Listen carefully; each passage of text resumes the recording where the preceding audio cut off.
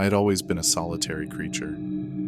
After losing my wife to cancer years ago, I decided to move away from our old life and start fresh in a small, isolated town nestled deep within the mountains. The peaceful atmosphere and seclusion appealed to me. It was here where I could grieve and heal without any distractions or prying eyes. Little did I know that my newfound solitude would soon be shattered by a chilling presence that lurked just beyond the veil of darkness. At first, I dismissed the strange occurrences as nothing more than my overactive imagination running wild after months of mourning. But when the wet footprints began appearing on my floor every morning, I knew something sinister was at play. Each set of footprints led directly from my front door to the exact spot where I lay sleeping, right up until they suddenly stopped mere inches away from me. It started off slowly, like tiny whispers in the wind. But soon enough, those haunting footsteps became a constant reminder that I wasn't alone. They were loud and heavy, echoing through the empty house long after I had locked myself away in my room, too terrified to venture out. My once quiet refuge had become a prison of fear, its walls closing in around me as the unknown entity stalked ever closer. The days turned into weeks, and still there were no clues as to who or what was responsible for these nightly visits. I spent hours poring over old newspapers, scanning the internet for any reports of similar incidents, even going so far as to consult with local law enforcement officials. But nobody seemed to take me seriously. They chalked it up to stress-induced paranoia, brought on by grief and isolation. Desperate for answers, I began to document everything, recording the sounds of the footsteps, taking photographs of the footprints, even setting up hidden cameras throughout my home. Yet despite all my efforts, the mysterious intruder remained elusive, leaving behind only more questions and uncertainty. As time wore on, so did my sanity. The relentless pounding of the footsteps shook me to my very core, sending waves of panic coursing through my veins whenever they drew nearer. I found myself growing increasingly paranoid, unable to trust even the most mundane sounds or shadows that danced across the walls. My once tidy house quickly descended into chaos, strewn with stacks of journals filled with my frantic scribblings and half-empty bottles of prescription medication. But amidst the turmoil, one thing held true. I refused to let the unknown force win. With renewed determination, I dug deeper into my investigation, poring over every piece of evidence and scrutinizing every detail. It was during one such review of my recordings that I stumbled upon something truly chilling, a faint whisper, barely audible beneath the thunderous footfalls. "Help me," the voice murmured softly, its desperation palpable. In that moment, something snapped inside of me. Despite the danger, I knew that I couldn't ignore this plea for help any longer. Armed with nothing more than a flashlight and a sense of duty, I crept silently towards the source of the voice, following the trail of muddy footprints that weaved their way through the darkened halls. The further I ventured, the more disoriented I grew, as if the very fabric of reality itself was unraveling around me. The air thickened, becoming heavy and oppressive, making it difficult to breathe. And then, finally, I reached the end of the journey. A rusty old door bolted shut from the outside. With trembling hands, I threw open the door, steeling myself for whatever horrors might lie beyond. What greeted me defied logic and reason. It was as if I had stepped into another dimension entirely.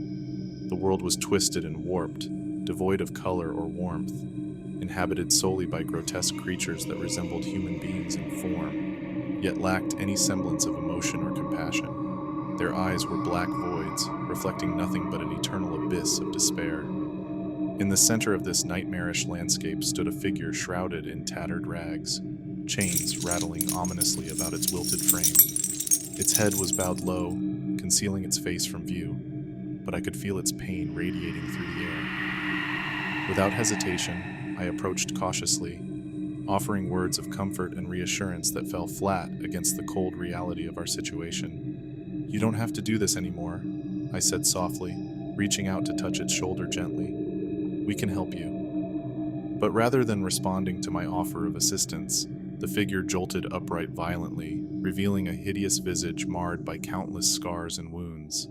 Its mouth stretched wide, exposing rows upon rows of razor-sharp teeth, while its vacant eyes blazed with an infernal fire. Before I could react, it lunged forward, wrapping its bony fingers tightly around my throat. I struggled futilely, kicking and flailing as my vision began to dim. Just as all hope seemed lost, however, the creature suddenly released me, collapsing lifelessly onto the ground. Confused and disoriented, I glanced down to see that the chains binding the creature had broken free, revealing a gaping wound where its heart should have been. As I watched in shock, the body slowly dissolved into ash, leaving behind nothing but a pile of dust and bone fragments. And then, just as suddenly as it had appeared, the twisted world vanished, replaced once again by the familiar confines of my own home. Breathless and shaken, I staggered back towards my room, determined to put an end to this madness once and for all. Days turned into weeks, and still, there were no more footsteps. Not a single trace of the otherworldly presence that had terrorized me for so long. Life returned to normal, albeit with a lingering sense of unease that refused to dissipate completely. In time, though, I managed to convince myself that it had all been a terrible hallucination brought on by the stress and isolation of my new life.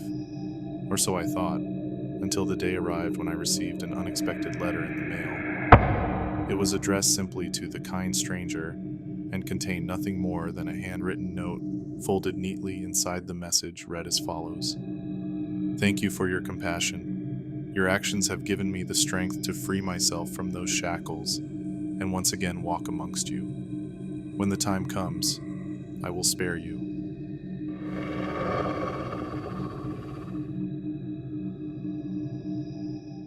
I never thought I would be one to complain about living alone. As a writer, solitude had always been my sanctuary, allowing me to delve deep into my imagination without fear of interruption or judgment. But now, as I sat huddled on my couch, staring at the darkened corners of my living room, I realized how desperately lonely I was, and how vulnerable. It all started 2 weeks ago when I first noticed the oddities. Little things like books being rearranged on my shelves or the occasional misplaced glass. At first, I chalked it up to clumsiness. Maybe a draft had blown something over, or perhaps I hadn't closed a cabinet door properly. But then the incidents became more frequent, and they began to terrify me. One night, as I lay in bed trying to sleep, I heard what sounded like footsteps padding across the hardwood floor outside my bedroom door. My heart raced as I threw off the covers and crept towards the entrance. But when I flung open the door, there was nothing there. Just an empty hallway stretching into darkness. Another time, while sitting at my kitchen table working on my laptop, I caught a glimpse of movement out of the corner of my eye. When I turned to look, however, there was once again nothing there. Just a shadow playing tricks on my mind. As each day passed, the sense of unease that settled over me grew stronger. It seemed as though someone, or something, was watching me, studying my every move from the shadows. I found myself constantly glancing over my shoulder, waiting for some kind of attack. My paranoia soon began to affect my work, making it difficult for me to focus on anything other than the invisible threat lurking around every corner. I couldn't sleep anymore, too scared even to close my eyes for fear of what might happen while I was helplessly trapped in slumber. One afternoon, after yet another sleepless night, I decided enough was enough. If whatever was haunting me wasn't going to reveal itself, then I would force its hand. I grabbed my camera and crept through the apartment, snapping pictures of any suspicious areas where I sensed its presence. As I reviewed the photos later that evening, I noticed something peculiar. In several of the images, there appeared to be a faint glow emanating from behind objects or within the darkest corners of rooms. Like a pair of eyes peering back at me, taunting me with its secrecy. Determined to confront whatever was terrorizing me, I armed myself with a flashlight and a knife, ready to defend myself against whatever came crawling out of the shadows. Slowly, methodically, I made my way through each room, illuminating every hiding place and casting aside any potential cover-ups. But still, there was nothing. No sign of forced entry, no evidence of anyone else having been inside my home. It was just me and my own twisted mind, conjuring up monsters where none existed. Frustrated and exhausted, I collapsed onto my couch, tears streaming down my face. How could I have let my own fear consume me so completely? I was a grown adult, not some fragile child who needed protection from imaginary boogeymen. And yet, despite my best efforts to convince myself otherwise, I knew that something was wrong. That there was an unseen resident in my apartment, biding its time until it felt ready to make its move. Night after night, I laid awake, listening to the sounds of scratching coming from the walls, praying that morning would come quickly so I wouldn't have to face another day of uncertainty and dread. Each passing hour seemed to bring the creature closer, its intentions clearer. Finally, unable to take the tension any longer, I decided to leave, to pack up my belongings and flee before it was too late. But as I stood by the front door, gathering my courage to step outside, I heard a soft whisper in the silence, a voice so faint and ethereal that it could have easily been mistaken for the rustle of leaves outside. Go ahead. The voice murmured. Leave if you must, but remember, I'll always be here.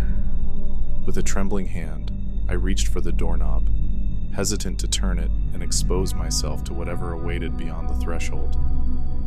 But as I pulled the door open, steeling myself for the worst, I saw him. Standing in the hallway, his piercing blue eyes locked onto mine, he smiled reassuringly and offered me a hand. Don't worry, He said, you won't be alone anymore. I woke up to the sound of footsteps outside my bedroom door, followed by a creaking noise coming from the staircase. It was still pitch black out, but I could feel my heart pounding against my chest like a hammer against steel. I tried to calm myself down, reminding myself that I was just alone in a big house, and there was nothing to be afraid of. But the feeling of being watched lingered in the air, making me shiver underneath my blanket. As I lay there, trying to convince myself that everything was fine, I remembered why I had taken this job in the first place. Money, pure and simple. My parents had kicked me out when they found out about my drug habit, leaving me with nowhere else to go. This gig was supposed to be easy. All I had to do was stay here for 2 weeks and make sure nothing happened to the mansion while the owners were away on vacation. But now, as I listened to the eerie sounds echoing through the empty house, I couldn't help but wonder if maybe I should have thought twice before accepting this job. What if someone or something was actually living here? What if they didn't want me around? Suddenly the footsteps stopped, and I heard what sounded like heavy breathing coming from the other side of the door. My palms started to sweat, and I couldn't bring myself to move or even speak. All I could do was lie there, frozen in fear, waiting for whatever was out there to reveal itself. After what felt like hours, the breathing slowly faded away, and once again silence filled the room. Tentatively, I got out of bed and made my way over to the window, where I saw that the sky was starting to lighten up. Dawn was approaching, and with it, hopefully, some relief from the terror that had gripped me all night long. As I walked back to my bed, I noticed something strange on the security monitor mounted on the wall opposite me. There was a faint, blurry shape moving in one of the corners of the frame, a shadow that seemed to be growing larger and more ominous with every passing second.